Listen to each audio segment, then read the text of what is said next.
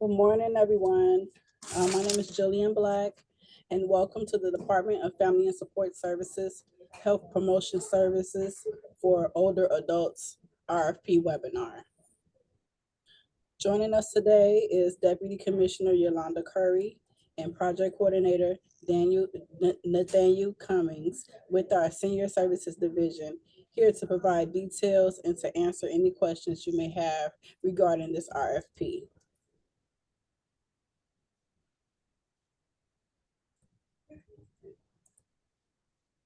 Just a few housekeeping rules.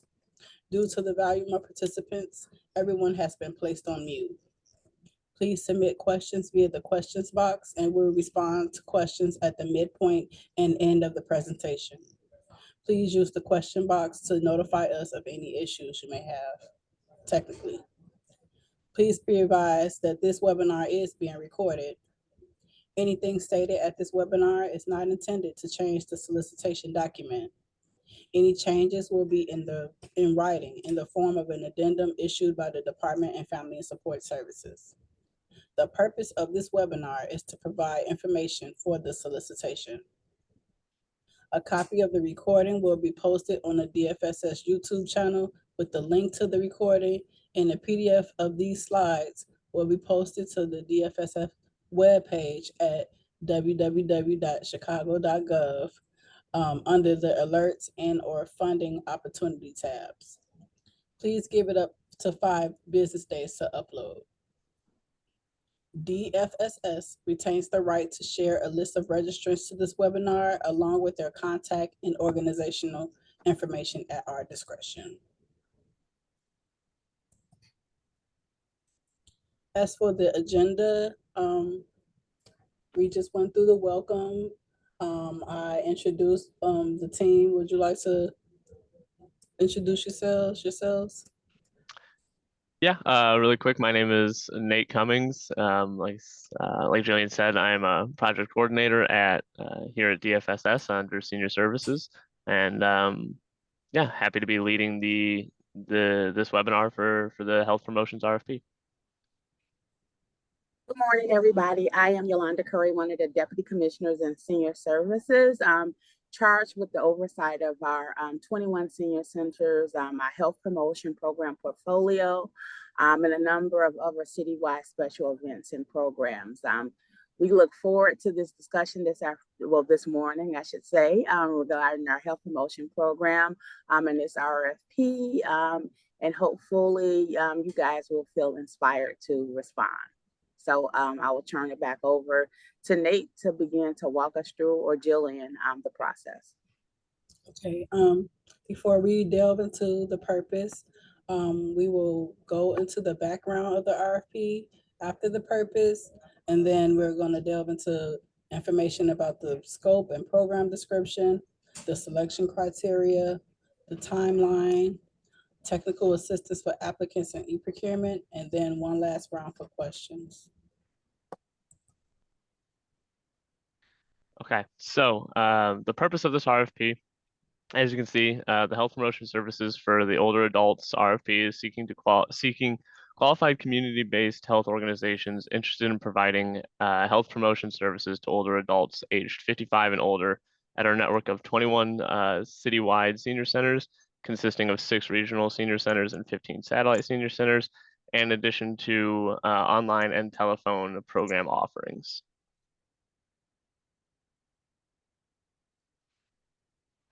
So some of the background here, according to the Administration of Community Living, ACL, 20% of the US population aged 65 and older have assessed their health as fair or poor, and most older Americans have had one chronic health disease, and many have more than one. Social isolation and loneliness are associated with higher risk of dementia and other serious health problems in older adults, while positive social relationships can help people live longer and healthier lives.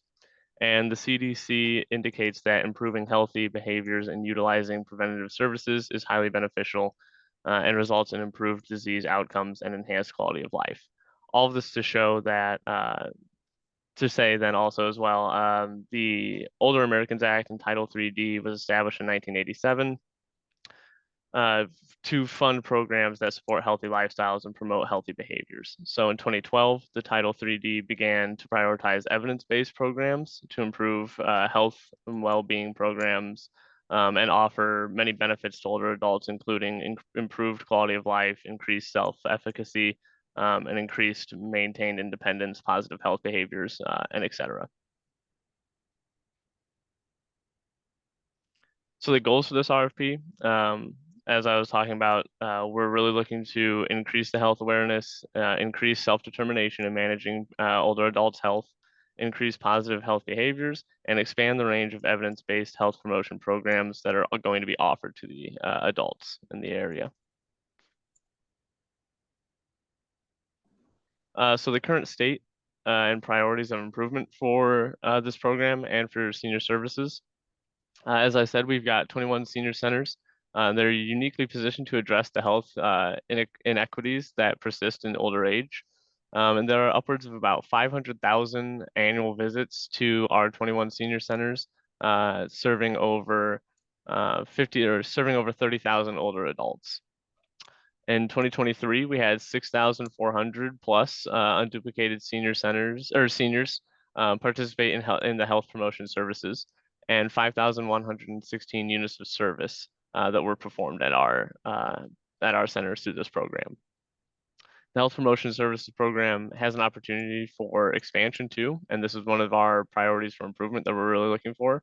Our selected respondent is expected to assist with the outreach efforts to increase the number of older adults accessing the services. And these outreach ideas that are listed here, such as like reaching out to past participants and promoting programming at lunch hours, things like that, that is not an exhaustive list, and we are welcoming all ideas. So between that and looking for new evidence-based curriculum, these are really where we're looking to provide some improvements for this program. Our target population are community-based older adults who are aged 55 and older who reside in the city of Chicago. The Older American Act further requires that Title III-D services make special efforts to serve the following subpopulations. Those subpopulations are older adults living in medically underserved areas, older adults demonstrating the greatest economic need, and older adults who are at risk for institutional placement. As well as you can see in the second bullet point, the selected respondent must provide services for older adults with limited English proficiency, and they must ensure that their staff has the language skills to address the needs of the target population, as well as making reasonable accommodations for older adults with disabilities, including sign language and telecommunication devices for deaf or hard of hearing individuals. So some of the program requirements that are going to be listed here that we expect all respondents to be able to keep track of. The respondents must select the locations that they will provide the health promotion services via online, over the phone, and in person. So that first point is one of our major ones that I would like to highlight quickly here, and just really make sure that we are pointing out and being clear on. The respondents are expected to provide a list of the locations that they plan on providing these services at. They do not need to provide services at all 21 city locations. Like I said, the respondents are expected to select and list the number of or the locations which they would like to serve out of the list that will be presented in the RFP document. And as well as on the application, there will be a way to select which locations you're planning on serving. So that first point's really, really important. Want to make sure I am as clear as possible with that. The selected respondent is expected to assist with the outreach efforts to increase the number of older adults accessing the program.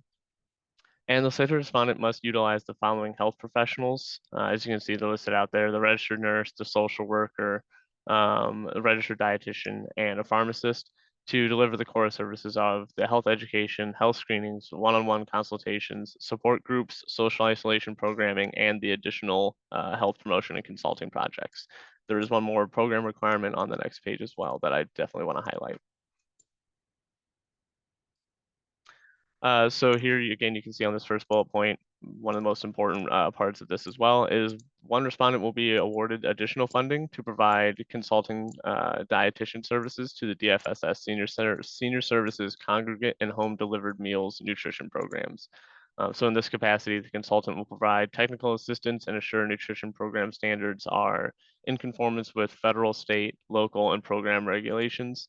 The selected and then, sorry, I repeated the selected professional or the selected respondent must have the following professionals as well.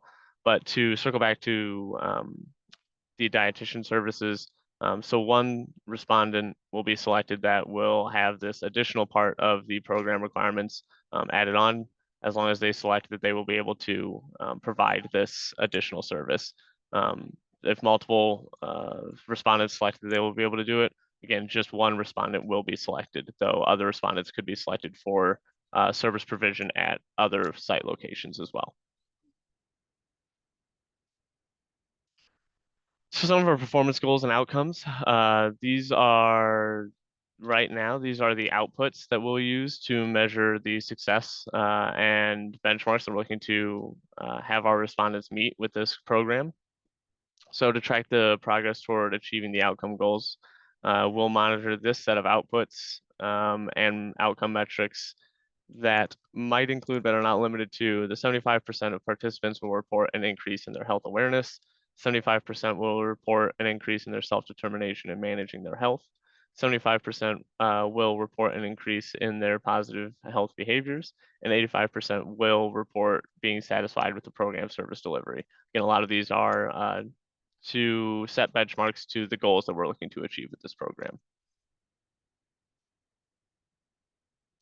And then the outcome metrics that we're going to be looking at here, or output metrics, we're looking at to achieve about 4,500 unduplicated program participants, 450 new program participants, 6,000 units of service, and 225 referrals to health providers.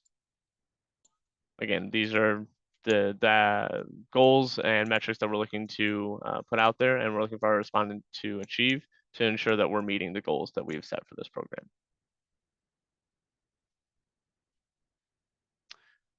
So the selection criteria, all of this will be listed in the RFP document as well as on the application.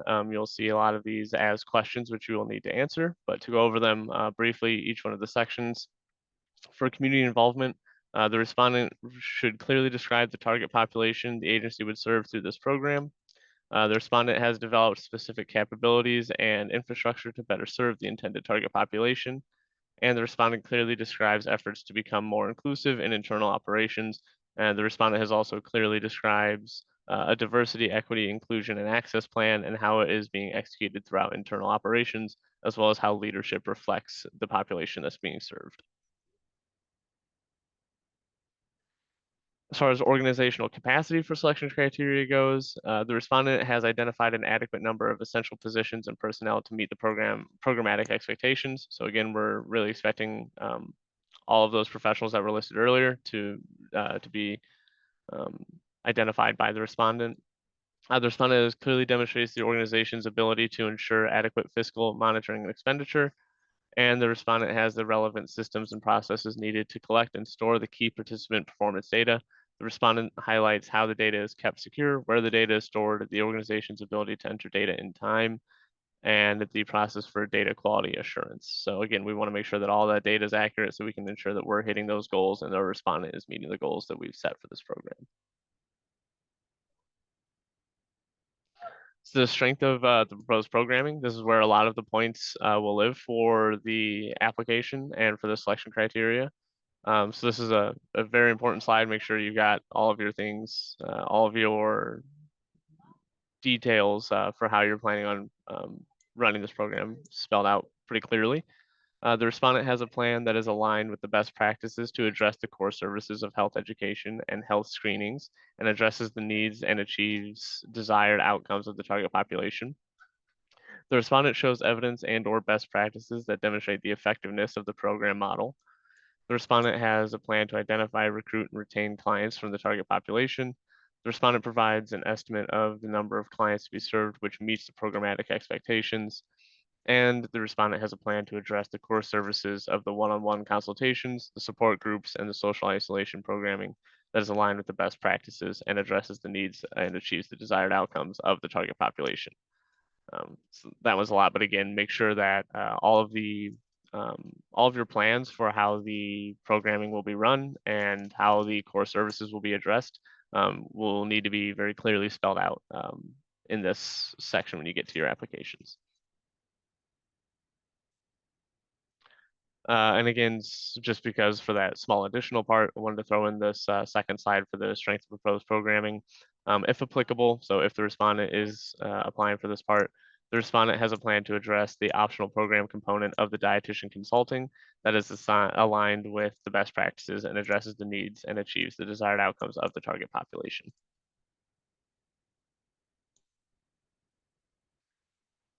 So DFSS will also evaluate the performance management and the outcomes based on these bullet points here. The respondent provides program level data over the last 12 months demonstrating the performance towards reaching the outlined goals.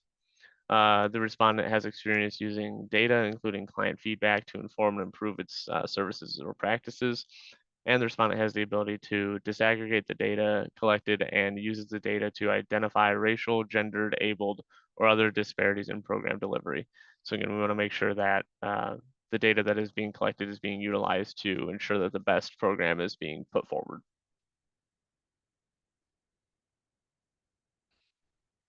And I believe this is the final selection criteria category, but the reasonable cost, budget justification, and leverage of funds. So we want to make sure that the respondent has cash flow and capacity to expend funds prior to reimbursement. We want to make sure that the respondent has additional funding that will be used to support this program. And we want to make sure that the respondent demonstrates reasonable implementation costs and the proposed budget supports the proposed scope of work. It does say proposed budget there. It will be a cost proposal, but that'll be detailed here in a few slides. So a few of the attachments that we're going to be required before your application can be even scored or anything, we need to make sure these attachments are in place and we have the documentation. So again, first and foremost, one of the most important is the list of locations for service provision. Again, just really want to highlight, we are expecting our respondents to select the locations which they are planning to provide the services. That needs to be an attachment as well as it will be a part of the application going forward. Be sure to attach the reports and studies or other documentation that shows performance toward reaching the program goals or demonstrates results and accomplishments. Be sure to attach the resumes for key staff, resumes or job descriptions for key staff that are overseeing the program. And be sure to attach your organization's cost proposal for this program. And make sure that all your program requirements are addressed within that cost proposal.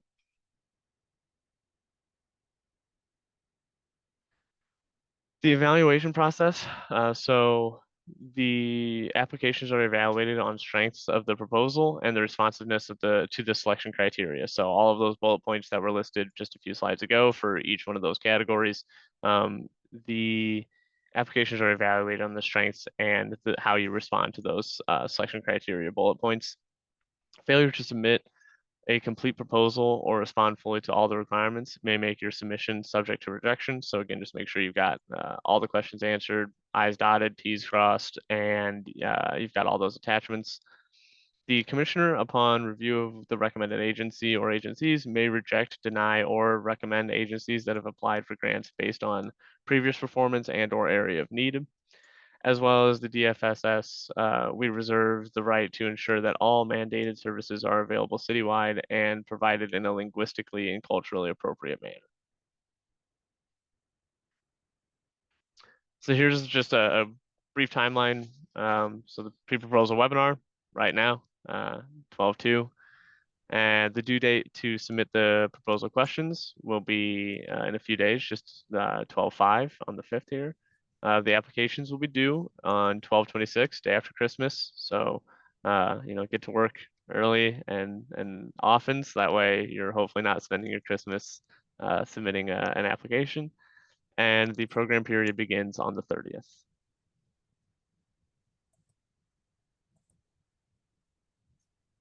So again, as I talked about earlier, this will not be a program that will submit a budget. This will program, we're expecting our respondents to submit cost proposals for this. And Yolanda, jump in at any point if I need to, or if you need to detail more about the cost proposal that's on the slide. But it will be a document that you will see when you're filling out your application.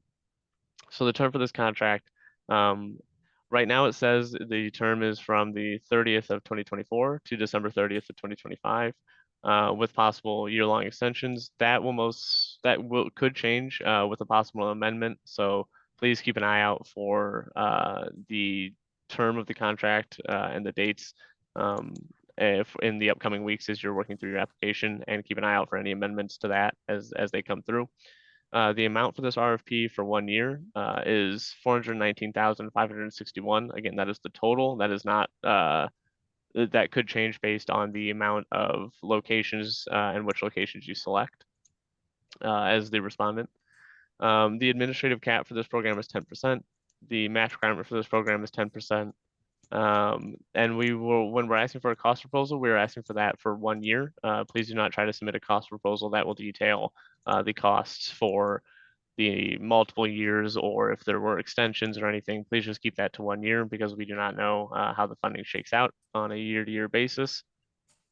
That point right after does not have anything to do with cost proposal, with RFPs for cost proposals. Make sure you are being thoughtful and inclusive when you're developing your cost proposal, though, and apply your program's actual costs. We generally cannot give you more than what you ask for, and please use reasonable costs questions on the application to discuss how you determine the costs reflected, if that is required for the cost proposal. The only thing I would add, and this goes to where we would kind of start talking about the cost proposal, although this is for a budget page, so to speak. The one thing that you're really looking at as you're looking at the cost proposal is just providing the proposed unit rate. The other two columns of numbers, right, should stay static, and you should not be manipulating those. What you're able to do is you're able to look at the cost per regional centers, like being like a tab, the satellite centers being a different tab, and then the third tab being if you are looking to provide the optional dietitian consulting services for the congregate dining program. In addition, there is the opportunity for you to look at the individual cost per discipline in terms of health promotion. So you can propose a unit rate specifically for the social worker or the dietitian and or the pharmacist. But that again should all be based upon what you are anticipating your actual costs in terms of providing the program. Thanks, Yolanda. So the common errors we want to see avoided. No, we do not want to see the common errors. We want to see these common errors avoided for the cost proposals. Fringes, so just always make sure you're checking those calculations. Make sure everything's accurate when you're putting in your numbers. Supplies, make sure things are basically, make sure that everything in your program is being accurately budgeted for. Don't forget it if the client assistance is an appropriate allowable cost, though I do not believe that that's applicable for our program. Make sure when you are filling out your numbers in the cost proposal, as Yolanda said, some of those numbers should be locked and unchangeable. So just make sure you are filling out your numbers in the correct columns. There should only be one column that you're able to enter in numbers for, but just in case, always make sure you're entering in the unit cost column. And then please make sure you show your match if you have one. As I said earlier, the applications are due on December 26th, again, day right after Christmas. So please be sure to be working early and often on this. Thank you, Nate. Just a few application tips. We strongly suggest that you start your application as early as possible and save it as often as possible. If you have never done business with the City of Chicago, please register into the iSupplier ASAP. Review RFP narratives and the application questions closely. Remember that they align with the scope and the selection criteria. Please use the information in the RFP for guidance in formulating your answers. In the iSupplier, there is a 4,000 character limit, which includes punctuation and spaces. Each response is allotted 4,000 characters. Please, whatever you do, do not use the back button on your browser. And again, we suggest that you start your application as early as possible and save it as often as possible.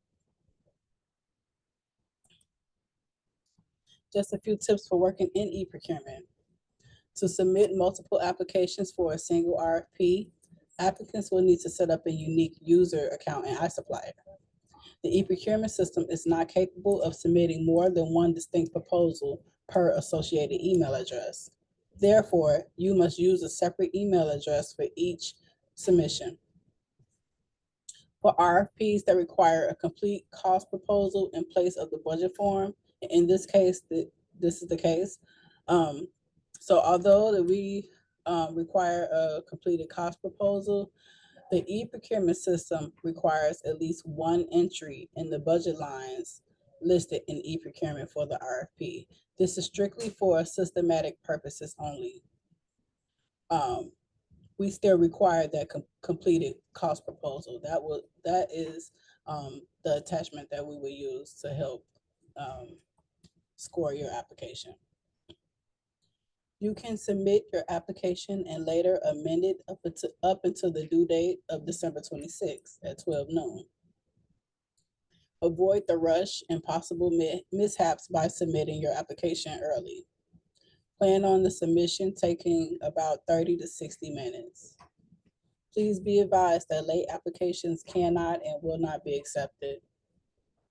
For assistance, please make use of the e-procurement hotline at 312-744-4357. This hotline operates during business hours, which is Monday through Friday, 9 to 5. And again, we can't stress it enough to save your application as often as possible when working in it and submit it as early as you can. New agency requirements. We require articles of incorporation and any amended articles of incorporation. We also require an IRS affirmation letter, which is for not-for-profit agencies only. This letter must be dated within 60 days of submission. You can obtain this letter by calling the IRS directly at 1-877-829-5500. However, if you are a for-profit agency, submit your original letter from the IRS showing your FEIN number. A UEI number is also required for all agencies, as well as a central contractor registration. Provide a copy of the entity overview page on the www.sam.gov website. And then lastly, we require a certificate of good standing letter with the state of Illinois.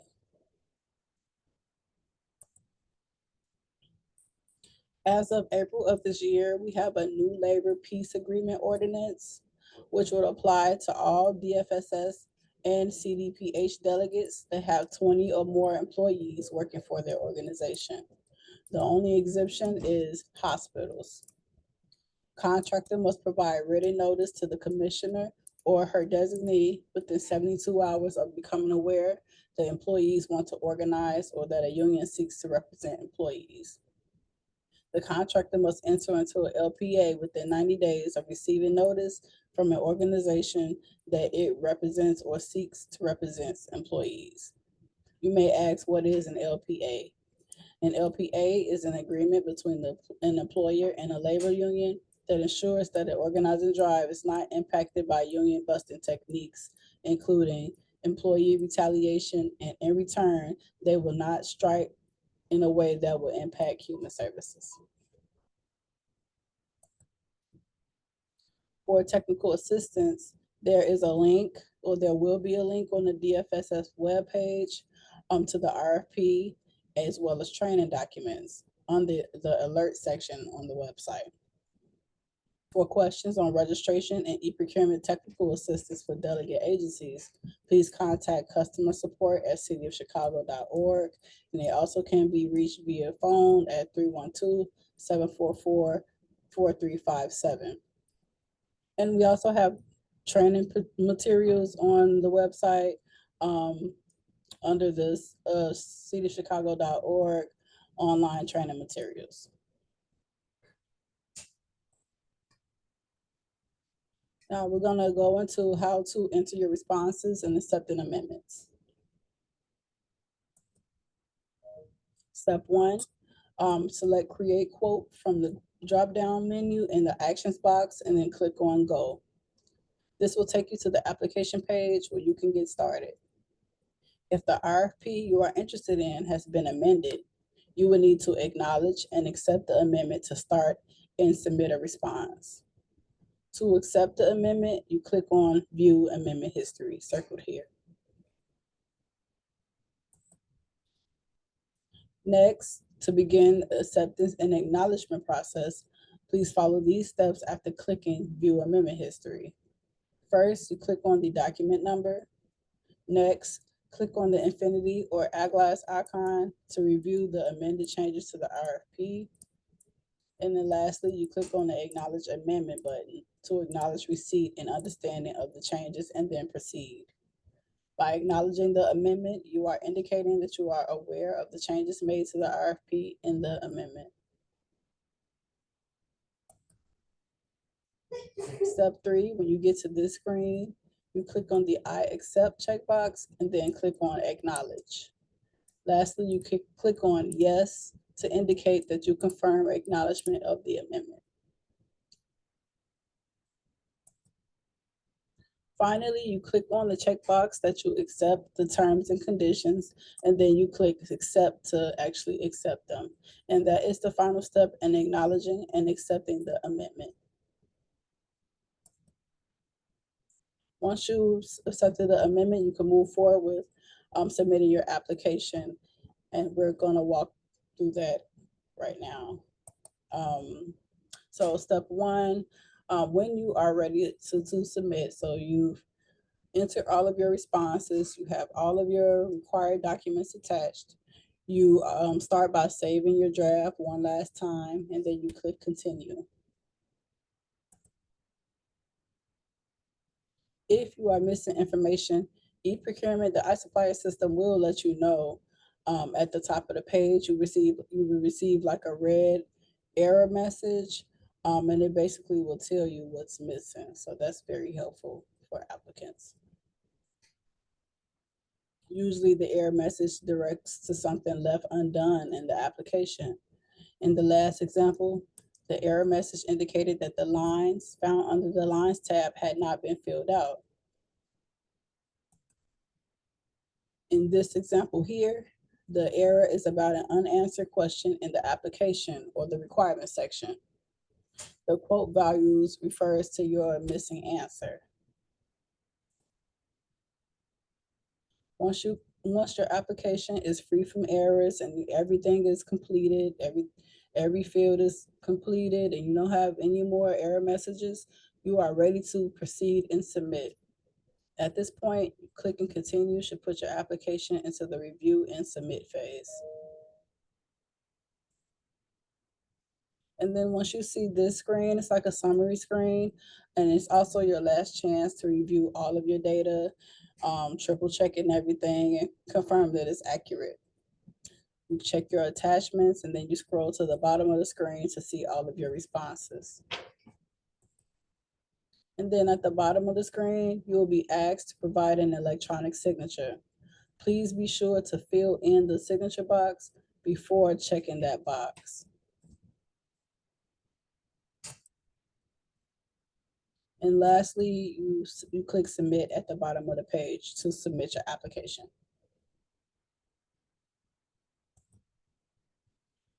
Once your application is submitted, you will receive a confirmation email. It looks similar to this. Please make sure that you see this submission screen. The e-procurement system will send a confirmation email within 24 hours of you submitting your response. Please feel free to call or email me if you desire confirmation prior to the 24-hour time frame. At this time, we're going to pause for any questions.